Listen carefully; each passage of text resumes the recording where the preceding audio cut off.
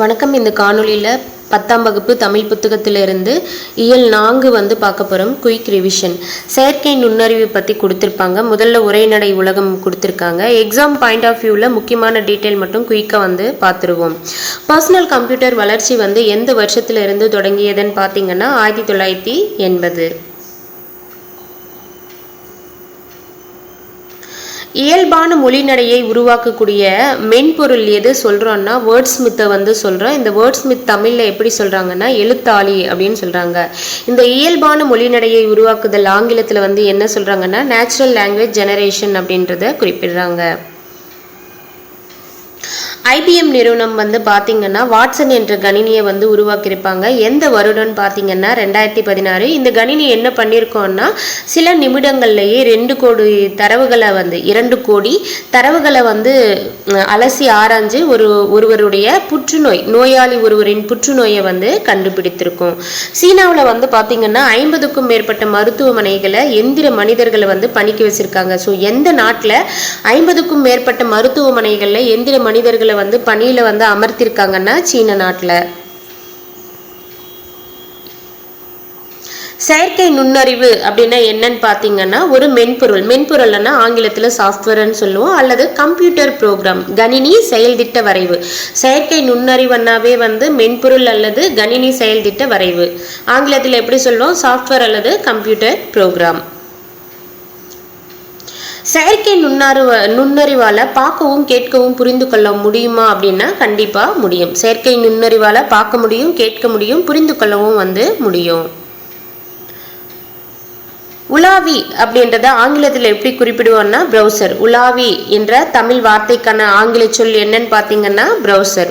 மூச்சு திணறலுக்கு வந்து என்ன ஊசி போடுவாங்கன்னா டெரிஃப்ளின் ஊசி வந்து போடுவாங்க. மூச்சு திணறலுக்கு என்ன ஊசி போடுவாங்கன்னா டெரிஃப்ளின் ஊசி வந்து போடுவாங்க. இங்கிவனை யான் பெறவே என்ன தவம் செய்து விட்டேன் என்ற வரிகளுக்கு உரியவர் யாருன்னா பாரதியார். இங்கிவனை யான் பெறவே என்ன தவம் செய்து விட்டேன் என்ற வரிகளுக்கு உரியவர் யாருன்னா பாரதியார்.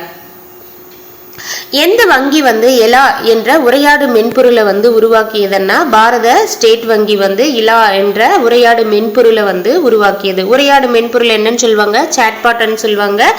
இலா என்பதனுடைய ஃபுல் ஃபார்ம் வந்து பார்த்தீங்கன்னா ELA. அதனுடைய ஃபுல் ஃபார்ம் வந்து பார்த்தீங்கன்னா எலக்ட்ரானிக் லைவ் அசிஸ்டன்ட். எந்த பேங்க் உருவாக்குனாங்க? பாரத ஸ்டேட் வங்கி SBI. செயற்கை நுண்ணறிவின் மிகுதியான வளர்ச்சியால் யாருடைய தேவை வந்து கூடியிருக்குன்னா தரவு அறிவியலாளர்களுடைய தேவை வந்து கூடியிருக்கு. ஆங்கிலத்தில் அவங்களை எப்படி சொல்லுவாங்கன்னா டேட்டா சயின்டிஸ்ட்னு சொல்லுவாங்க. செயற்கை நுண்ணறிவின் மிகுதியான வளர்ச்சியால் யாருடைய தேவை கூடியிருக்குன்னா தரவு அறிவியலாளர்கள், ஆங்கிலத்தில் டேட்டா சயின்டிஸ்ட். எந்த நாட்டில் வந்து உருவாக்கிய எந்திர மனிதன் வந்து பார்த்தீங்கன்னா பெப்பர்.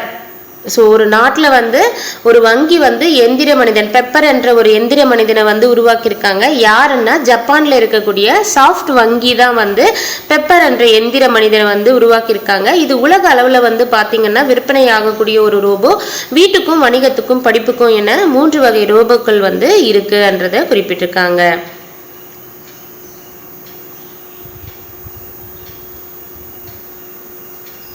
ஸோ இந்த பேஜில் வந்து முக்கியமான கேள்விகள் எதுவும் இல்லை, அதனால் நெக்ஸ்ட் பேஜில் பார்ப்போம்.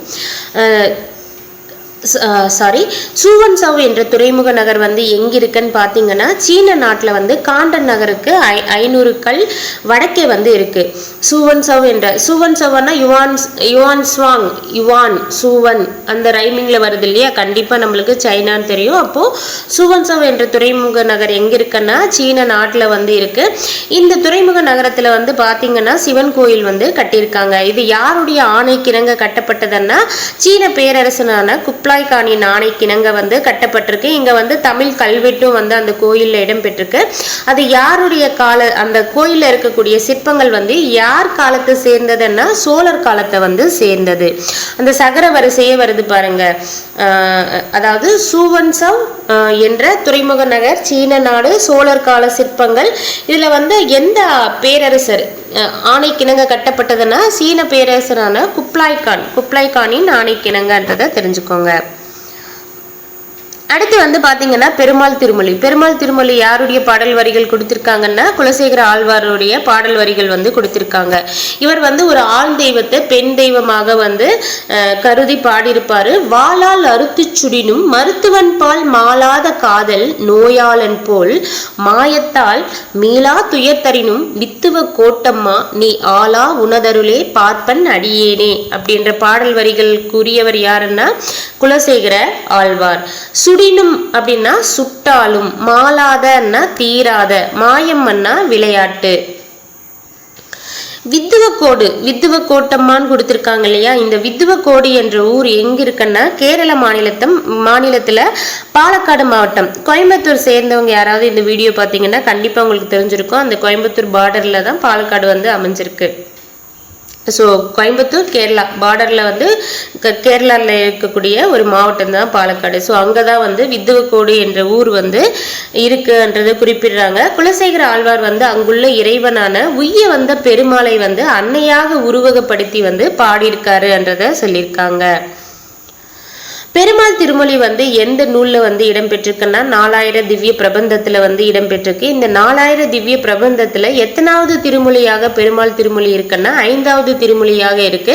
இந்த 5ஆம் திருமொழியாக இருக்கக்கூடிய பெருமாள் திருமொழியில எத்தனை பாடல்கள் இருக்குன்னா 105 பாடல்கள் உள்ளன. இந்த பெருமாள் திருமொழியை பாடியவர் குலசேகர ஆழ்வார். இவர் எந்த நூற்றாண்டை சேர்ந்தவர்னா 8ஆம் நூற்றாண்டை சேர்ந்தவர். அடுத்து வந்து பரிபாடல் கீரந்தையார் அவருடைய வரிகளை வந்து கொடுத்திருக்காங்க. விசும்பில் ஊழி ஊழ் ஊழ் செல்ல கருவலர் வானத்து இசையில் தோன்றி உரு அறிவார ஒன்றன் ஊழியும் உந்து வழி கிளர்ந்த ஊழி ஊழ் ஊழியும் செந்தி சுடறிய ஊழியும் பணியொடு தன்பெயல் தலைய ஊழியும் அவையிற்று உள்முறை வெள்ளம் மூழ்கி ஆர்த்தறிவு மீண்டும் பீடு உயர்ப்பு ஈண்டி அவற்றிற்கும் உள்ளீடாகிய இருநிலத்து ஊழியும் என்ற பாடல் வரிகள் எதில் இடம்பெற்றிருக்கன்னா பரிபாடல். விசும்பு அண்ணா வானம், ஊழி அண்ணா யுகம், ஊழ் அண்ணா முறை, தன்பெயல் அண்ணா குளிர்ந்த மலை, ஆர்த்தறிவு அண்ணா வெள்ளத்தில் மூழ்கி கிடந்த, பீடு அண்ணா சிறப்பு, ஈண்டி அண்ணா செறிந்து திரண்டு. ஊழ் ஊழ் அப்படின்னு பார்த்தீங்கன்னா அடுக்கு தொடர். வளர்வானம் அண்ணா வினைத்தொகை, வளர்வானம் வளரும் வானம் வளர்கின்ற வானம் முக்காலத்துக்கு பொருந்துற மாதிரி வந்தா வினைத்தொகை. செந்தி என்ன பண்பு தொகை. வாரான்னா வாராத, ஈரெழுத்து த வந்து கெட்டு வந்ததால ஈறு கெட்ட எதிர்மறை பெயரச்சம் வாராத. அண்ட பெருவலையில நம்ம பால்வீதி போன்ற எண்ணற்ற பால்வீதிகள் வந்து இருக்குன்றத வந்து சொல்றாங்க. யார் வந்து 1924 பால்வீதி போன்ற பல பால்வீதிகள் உள்ளனன்றதை நிரூபிக்கிறாங்க அப்படின்னு பார்த்தீங்கன்னா அமெரிக்க வானியல் வல்லுநரான எட்வின் அப்பில் அவர்கள் வந்து 1924 பால்வீதி போன்ற எண்ணற்ற பால்வீதிகள் இருக்குன்றதை நிரூபிக்கிறாரு. இந்த விஷயத்தை வந்து 1300 ஆண்டுகளுக்கு முன்னாடியே மாணிக்க வாசகர் வந்து அவருடைய திருவாசகத்துல வந்து சொல்லியிருப்பாரு. பால்வீதிகள் போன்று எண்ணற்ற பால்வீதிகள் இருக்குன்றத. அண்டப்பகுதியின் உண்டை பிறக்கம் சிறியாக பெரியோன் தெரியின் என்ற வரிகளில் எந்த நூல் இடம்பெற்றிருக்கின்ற திருவாசகம் யார் இயற்றியதுன்னா மாணிக்க வாசகர். பரிபாடல் வந்து எந்த நூல்கள்ல ஒன்றுன்னா 8 தொகை நூல்கள்ல ஒன்று. இந்த நம்மளுக்கு கொடுத்திருக்கக்கூடிய பாடல் வரிகளை இயற்றியவர் யாருன்னா கீரந்தையார் அவர்கள் வந்து இயற்றிருக்காங்க. பரிபாடலை வேறு எப்படி அழைப்போம்னா ஓங்கு பரிபாடல் அப்படின்னு அழைப்போம். சங்க நூல்கள்லயே பண்ணோடு, பண்ணன்னா இசை, இசையோடு பாடப்பட்ட நூல் எதுன்னு பார்த்தீங்கன்னா பரிபாடல். சங்க இலக்கியங்கள்ன்ட்டு ஏதோ சொல்லுவோம், 8 தொகை 10 பாட்டையும் சொல்லுவோம். அந்த 8 தொகையில இருக்கக்கூடிய ஒரு நூல் தான் இந்த பரிபாடல். ஸோ சங்க இலக்கியங்கள்ல ஒரு பண்ணோடு பாடப்பட்ட நூல் எதுன்னா அப்போ பட்டு பாட்டையும் இன்க்ளூட் பண்ணி சொல்றாங்க. இந்த சங்க இலக்கியங்கள்லே பண்ணோடு பாடப்பட்ட நூல் வந்து பரிபாடல் என்றதை சொல்றாங்க. உரையாசிரியர்கள் வந்து பாத்தீங்கன்னா இந்த பரிபாடல்ல எத்தனை பாடல்கள் இருப்பதாக குறிப்பிட்டிருக்காங்கன்னா 70 பாடல்கள் வந்து குறிப்பிட்டிருக்காங்க. பட் எத்தனை நம்மளுக்கு கிடைச்சிருக்குன்னா 24 பாடல்கள் தான் வந்து கிடைச்சிருக்குன்றத சொல்லியிருக்காங்க. எத்தனை பாடல்கள் கிடைத்திருக்கு? 24. 2000 ஆண்டுகளுக்கு முன்னர் வாழ்ந்த தமிழ் மக்களின் வாழ்க்கை முறை, சமூக உறவு, அறிவாற்றல், இயற்கையை புரிந்து கொள்ளும் திறன் போன்றவற்றை வந்து எதன் மூலமா தெரிஞ்சுக்கலாம்னா சங்க இலக்கியம் மூலம் அறிந்து கொள்கிறோம்ன்றதையும் குறிப்பிட்டிருக்காங்க. அடுத்து வந்து பாருங்க, விரிவானும் விண்ணை தாண்டிய தன்னம்பிக்கை, ஸ்டீஃபன் ஹாக்கிங் அவர்களை பத்தி கொடுத்திருப்பாங்க. பெரியார் அறிவியல் தொழில்நுட்ப வளாகம் எங்க இருக்குன்னா சென்னை கோட்டூர்புரத்துல வந்து இருக்கு. பெரியார் அறிவியல் தொழில்நுட்ப வளாகம் எங்க இருக்கு? சென்னை கோட்டூர்புரம்.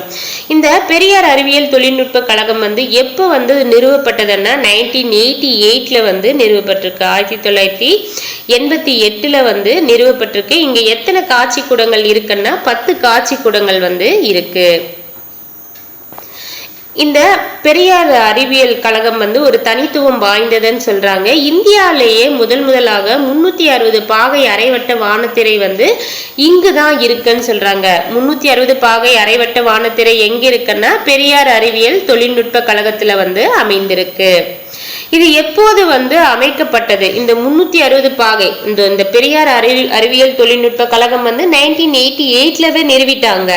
பட் 2009 தான் என்ன பண்ணிருக்காங்கன்னா இந்த 360 பாகை அரைவட்ட வானத்திரை வந்து அமைச்சிருக்காங்க. மாற்றத்திற்கு ஏற்ப தகவமைத்துக் கொள்ளும் திறன் தான் வந்து புத்தி கூர்மைன்னு யார் சொல்லியிருக்காங்க? Stephen Hawking. மாற்றத்துக்கு ஏற்ப வந்து நம்ம என்ன பண்ணணும்? தகவமைத்துக் கொள்ளும் திறன் தான் வந்து புத்தி கூர்மை, ஸ்டீஃபன் ஹாக்கிங். அறியாமை அறிவாற்றலின் மிகப்பெரிய எதிரி அல்ல, அது அறிவின் மாயையே என்ற வரிகள் யாருடையதுன்னா ஸ்டீஃபன் ஹாக்கிங். தற்காலத்தின் ஐன்ஸ்டைன் என புகழப்படுபவர் யாருன்னா ஸ்டீஃபன் ஹாக்கிங். தற்காலத்தின் ஐன்ஸ்டைன் என புகழப்படுபவர் ஸ்டீஃபன் ஹாக்கிங். இவர் வந்து பாத்தீங்கன்னா 21 வயசுல இங்கிலாந்துல ஒரு மருத்துவமனையில 1963 வந்து அனுமதிக்கப்படுறாரு. இவருக்கு வந்து மூச்சுக்குழாய் வந்து தடங்கல் படுது. அது மூச்சுக்குழாய் தடங்கல் பட்ட பிறகு அவர் பேசும் திறனெல்லாம் இழந்துட்டு கன்னத்தினுடைய தசையும் கண் சிமிட்டல் மட்டும்தான் வந்து இருக்கும். அந்த மூச்சுக்குழாய் தடங்கல் எப்போதுன்னா 1985. இதை வந்து ஜஸ்ட் தெரிஞ்சுக்கோங்க. பேரண்ட பெருவெடிப்பு கருந்துளைகள் பற்றியான ஸ்டீஃபன் ஹாக்கிங்கினுடைய ஆராய்ச்சிகள் வந்து முக்கியமானது. ஸ்டீஃபன் ஹாக்கிங் வந்து பாத்தீங்கன்னா இந்த பிக் பேங் தியரி, பேரண்ட பெருவெடிப்பு பத்தியும் கருந்துளைகள் பத்தியும் வந்து ஆராய்ச்சி பண்ணியிருக்காரு. அது அவருடைய முக்கியமான ஆராய்ச்சிகள் அப்படின்னு சொல்றாங்க. இந்த பேரண்டம் வந்து எப்படி உருவாச்சு அன்னிட்டு ஸ்டீஃபன் ஹாக்கிங் சொல்றாங்கன்னா பேரண்ட பெருவெடிப்பு காரணமாக தான் வந்து உருவாச்சு அன்னிட்டு அவர் வந்து கணிதவியல் அடிப்படையில வந்து சான்றுகளாக விளக்கவும் செய்யறாரு. இப்பூயின் படைப்பில் கடவுள் போன்ற ஒருவர் பின்னணியில் இருந்தார் என்பதை மறுத்தார். பிரபஞ்சத்தை இயக்கும் ஆற்றலாக கடவுள் என்று ஒருவரை கட்டமைக்க வேண்டியதில்லை அப்படின்னு சொன்னவர் யாருன்னா ஸ்டீஃபன் ஹாக்கிங். நம்மளுடைய பால்வீதியில வந்து பாத்தீங்கன்னா கோடிக்கணக்கான விண்மீன்கள் வந்து இருக்கு அப்படின்னுட்டு அவற்றில் ஒன்றுதான் வந்து ஞாயிறுன்னா சூரியன் அப்படின்றத சொல்றாங்க. ஒரு விண்மீனின் ஆயுள் கால முடிவில் வந்து பாத்தீங்கன்னா அதனுடைய உள்நோக்கிய ஈர்ப்பு விசை வந்து கூடிட்டே போகுமா. அதனால் விண்மீன் வந்து சுருங்க வந்து தொடங்குது அப்படின்னுட்டு விண்மீன் சுருங்க அதன் ஈர்ப்பாற்றல் உயர்ந்து கொண்டே சென்று அளவற்றதாகிறது அப்படின்றத சொல்லியிருக்காங்க. சில நேரங்களில் உண்மை புனைவன்னா கற்பனை. சில நேரங்களில் உண்மை வந்து எப்படி இருக்குமா கற்பனையை விட வந்து வியப்பூட்டுவதாகவே அமைந்து விடும் அப்படின்றது சொல்றாங்க. அப்படி ஓர் உண்மைதான் கருந்துளைகள் பற்றியதும். புனைவு இலக்கியம் படைப்பவர்களது கற்பனைகளை எல்லாம் மிஞ்சுவதாகவே கருந்துளைகள் பற்றிய உண்மைகள் உள்ளன. அதனை அறிவியல் உலகம் மிக மெதுவாக புரிந்து கொள்ள முயல்கிறது அப்படின்ட்டு யார் சொல்றாரு? ஸ்டீஃபன் ஹாக்கிங் அவர்கள் வந்து சொல்றாரு. ஸோ கருந்துளையை பத்தி கற்பனையை விட புனைவு இலக்கியம் படைப்பாங்க இல்லையா, அவங்களுடைய கற்பனைகள் எல்லாம் மிஞ்சுவதாக தான் இருக்கு கருந்துளை பற்றியான உண்மைன்றதை சொல்றாரு. அமெரிக்க அறிவியலாளர் யாருன்னு பாத்தீங்கன்னா ஜான் வீலர். இவர் தான் வந்து என்ன பண்றாருன்னா கருந்துளை என்ற சொல்லையும் கோட்பாட்டையும் முதல்ல குறிப்பிடுறாரு. ஸோ கருந்துளை என்ற சொல்லையும் கோட்பாட்டையும் முதல்ல குறிப்பிட்டவர் யாரு? John wheeler. இவர் சுருங்கிய விண்மீனின் ஈர்ப்பெல்லைக்குள் செல்கிற எதுவும் ஏன் ஒளியும் கூட தப்ப முடியாது, உள்ளே ஈர்க்கப்படும். இவ்வாறு உள் சென்ற யாவும் வெளிவர முடியாததால் இதனை கருந்துளை எனலாம் என்று ஜான் வீலர் வந்து கருதினாங்கன்றதையும் குறிப்பிட்டிருக்காங்க. ஜான் வீலர் என்ன சொல்றாரு? கருந்துளைக்குள்ள போறது எதுவுமே வெளிவராது, அதனால அது கருந்துளை அப்படின்றது சொல்லியிருக்காங்க. பட் ஸ்டீஃபன் ஹாக்கிங் உடைய ஆராய்ச்சி முடிவுகள் வந்து ஒரு 3 பாயிண்ட் எடுத்து வைக்குது. என்ன சொல்றாருன்னா கருந்துரையினுள் செல்லும் எந்த ஒன்றும் தப்பித்து வெளியே வர முடியாது. அது அந்த பாயிண்ட் வந்து ஜான் வீலரும் சொல்லியிருப்பாரு. அதை சொல்றாரு. அடுத்து வந்து பாத்தீங்கன்னா கருந்துளையின் ஈர்ப்பு எல்லையில் இருந்து கதிர்வீச்சுகள் வெளிப்பட்டு கொண்டிருக்கின்றன அப்படின்னு சொல்றாரு. கதிர்வீச்சுகள் வந்து என்ன பண்ணுதான் வெளிப்படுது அப்படின்னு சொல்றாரு. கருந்துளை உண்மையிலேயே கருப்பாக இருப்பதில்லை. கருந்துளையில் இருந்து ஒரு கட்டத்தில் கதிர்வீச்சும் அணு துகள்களும் கசிய தொடங்கி இறுதியில் கருந்துளை வந்து என்ன ஆகுதான் வெடித்து மறைந்து விடும் என்றதை குறிப்பிடுறாரு. ஸ்டீஃபன் ஹாக்கிங்கினுடைய ஆராய்ச்சி முடிவு வந்து பார்த்தீங்கன்னா ஹாக்கிங் கதிர்வீச்சு அப்படின்னு அழைக்கிறாங்க. அண்டவெளியில் காணப்படும் கருந்துளை. ஸோ இதுக்கு முன்னாடி இவருக்கு ஸ்டீஃபன் ஹாக்கிங் முன்னாடி வந்து ஆராய்ச்சி பண்ணி கருந்துளையை பற்றி சொன்னவங்களுடைய இது எப்படி இருக்குன்னா அழிவு ஆற்றல் பற்றி கருந்துளையனாவே ஒரு அழிவு ஆற்றல் அப்படின்னு கருதுனாங்க. பட் ஹாக்கிங்குடைய ஆராய்ச்சி முடிவுகள் வந்து பார்த்தீங்கன்னா கருந்துளையை வந்து படைப்பின் ஆற்றல் அப்படின்ட்டு நிறுவினார் என்றதையும் குறிப்பிட்டிருக்காங்க. அடுத்து பாருங்க, ஐன்ஸ்டைன் நியூட்டன் முதலானோர் வந்து ஸ்டீஃபன் ஹாக்கிங்கினுடைய முன்னோடிகள். ஸோ ஐன்ஸ்டைன் நியூட்டனும் வந்து ஸ்டீஃபன் ஹாக்கிங்கினுடைய முன்னோடிகள். நியூட்டன் வந்து கேம்பிரிட்ஜ் பல்கலைக்கழகத்தில் வகித்த கணக்கியல் துறையில லுகாசியன் பேராசிரியர் என்ற மதிப்பு மிகுந்த பதவியை ஸ்டீஃபன் ஹாக்கிங்கும் வகித்திருந்தார். ஸோ நியூட்டன் வந்து எங்க வந்து லுகாசியன் பேராசிரியர் என்ற பதவியை வகித்தார் அப்படின்னு பார்த்தீங்கன்னா கேம்பிரிட்ஜ் பல்கலைக்கழகம். அதே பதவியை ஸ்டீஃபன் ஹாக்கிங்கும் வந்து வகித்திருக்காங்க.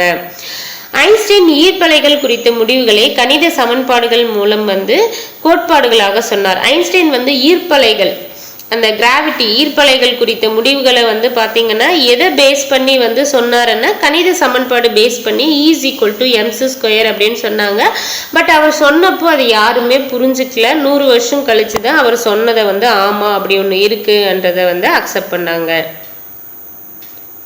ஸ்டீஃபன் ஹாக்கிங் வந்து பார்த்தீங்கன்னா நிறைய விருதுகளை வந்து வாங்கியிருக்காரு. அமெரிக்காவின் உயரிய விருதான ஒரே நிமிஷம். ஸோ இங்கே வந்து அந்த க்ரீனில் அண்டர்லைன் பண்ணியிருக்கேன் இல்லைங்களா, அதையும் ஒரு வாட்டி வாசிச்சிருங்க. கருந்துளை குறித்த தன்னுடைய ஆய்வை ஐன்ஸ்டீன் வந்து கணித சமன்பாடை விளக்குனாங்க. பட் வந்து ஸ்டீஃபன் ஹாக்கிங் வந்து பார்த்தீங்கன்னா கருந்துளை குறித்த கோட்பாட்டை வந்து மக்கள் எளிதில் புரிஞ்சுக்கணுன்றதுக்காக இவர் வந்து விண்மின் இயக்கத்தோட ஒப்பிட்டு சொன்னதால புரிஞ்சது என்றதையும் குறிப்பிட்டிருக்காங்க.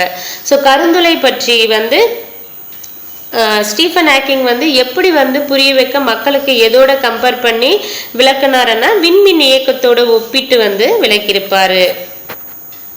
அதே வந்து பேரண்ட பெருவெடிப்பு வந்து பார்த்தீங்கன்னா கணித சமன்பாடு பயன்படுத்தி தான் பண்ணியிருப்பாரு ஸ்டீஃபன் ஹாக்கிங். பட் கருந்துளைக்கு வந்து விண்மின் இயக்கத்தோட ஒப்பிட்டு சொல்லியிருப்பாரு.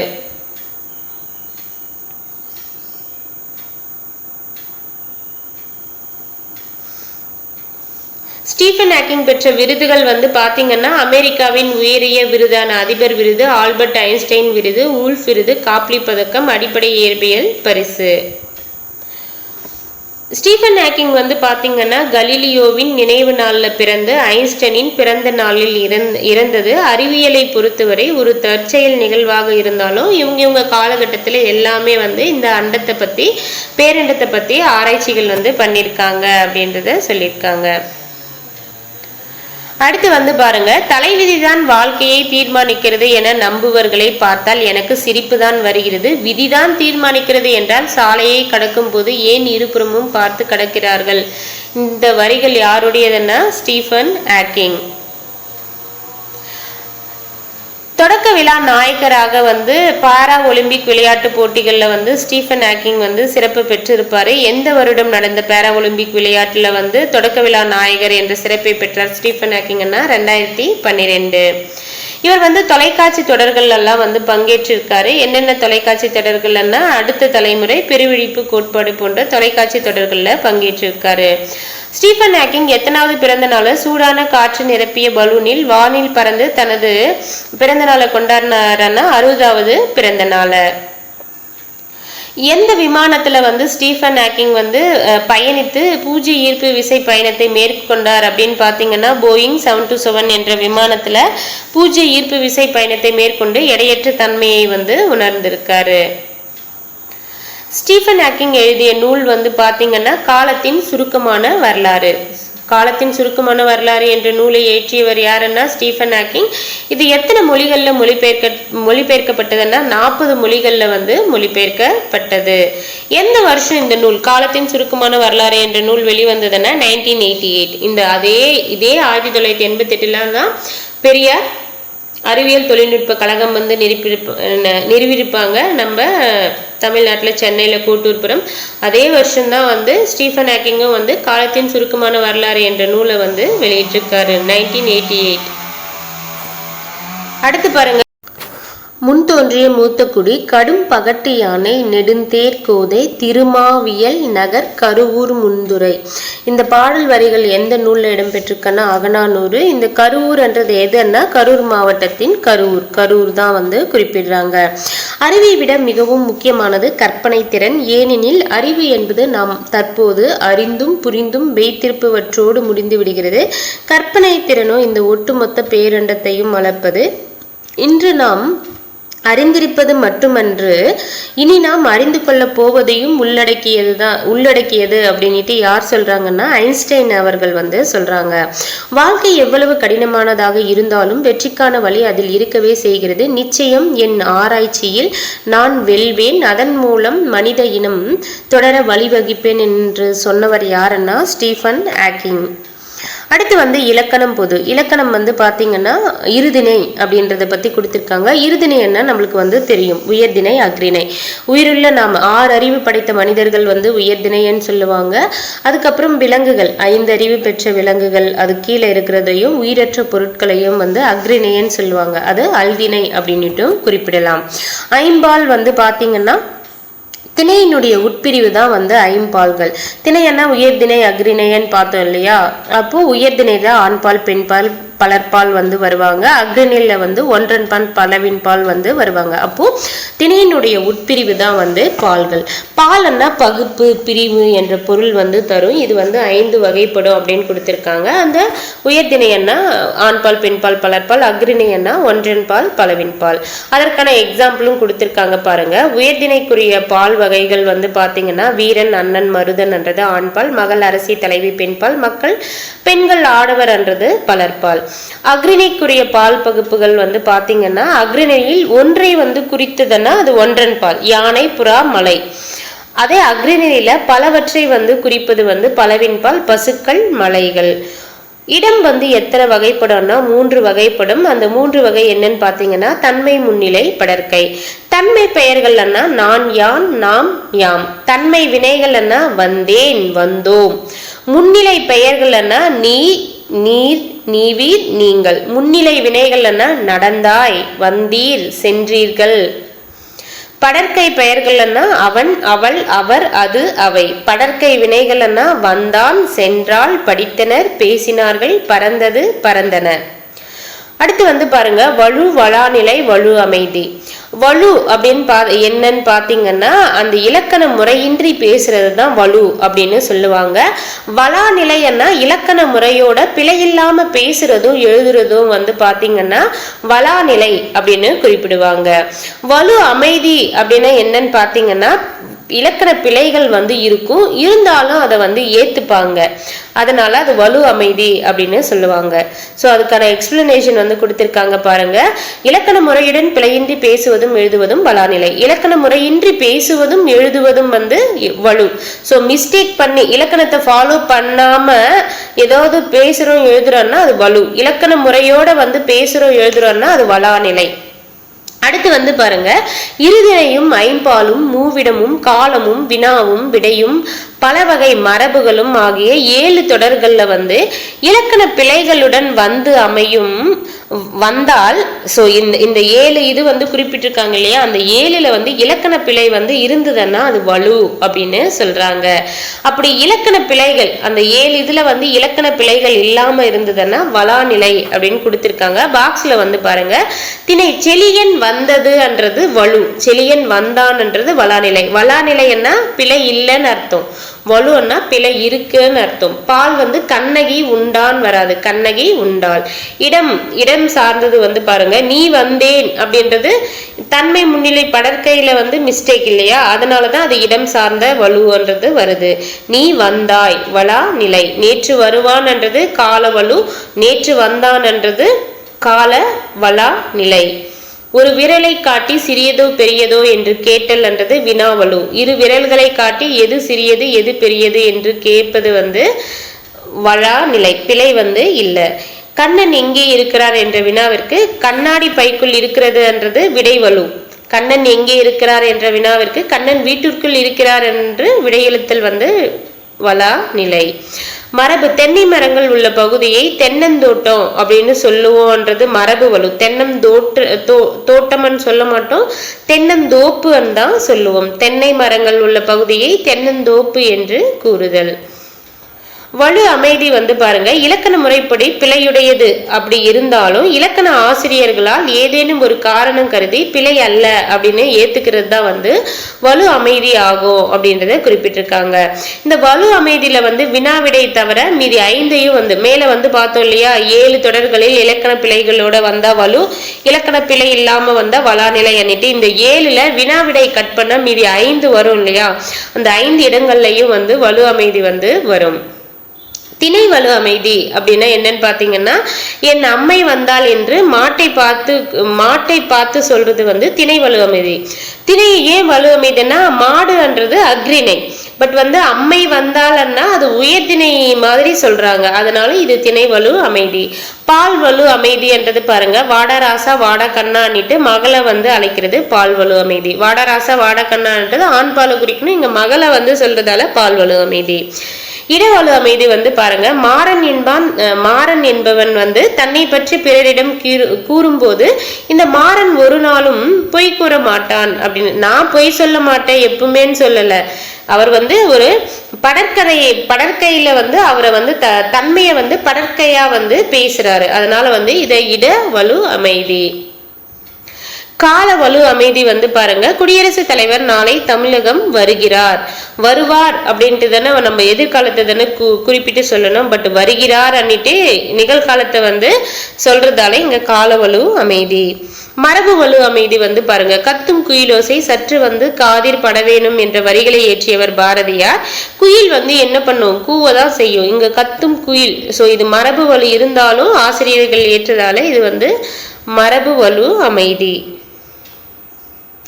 அடுத்து பாருங்க, கற்றவை கற்றபின் அமைச்சர் நாளை விழாவிற்கு வருகிறார் என்றது கால வலு அமைதி. இந்த கண்ணன் ஒன்றையை செய்தான் என்றால் அதை அனைவரும் ஏற்பர் என்று கூறினான் என்றது இடவலு அமைதி. சிறிய வயதில் இந்த மரத்தில் தான் ஊஞ்சல் கட்டி விளையாடணும் என்றது கால வலு அமைதி.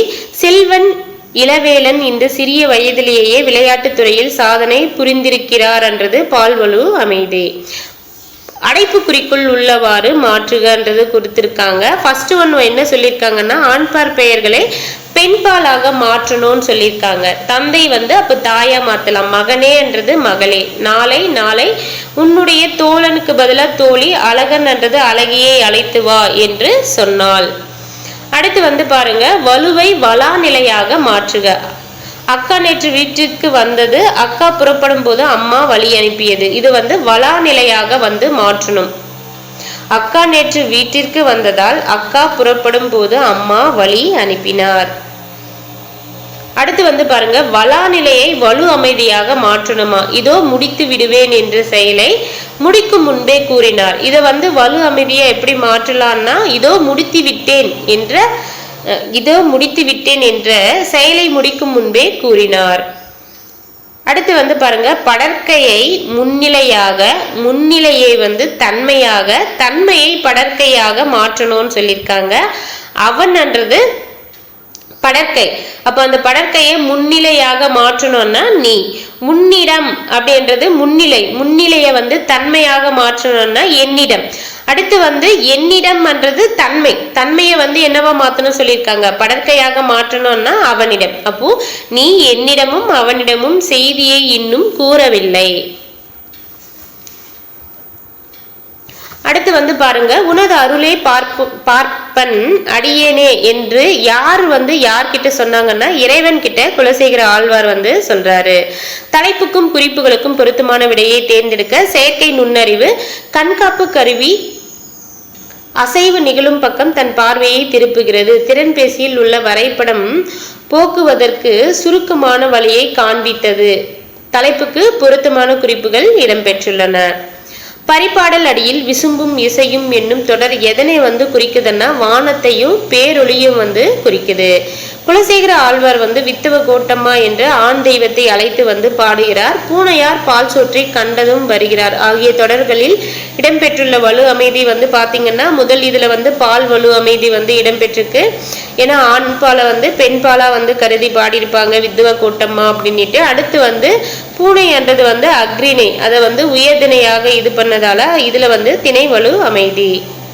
பாரத ஸ்டேட் வங்கியின் உரையாடு மென்பொருள் பாத்தீங்கன்னா இலா.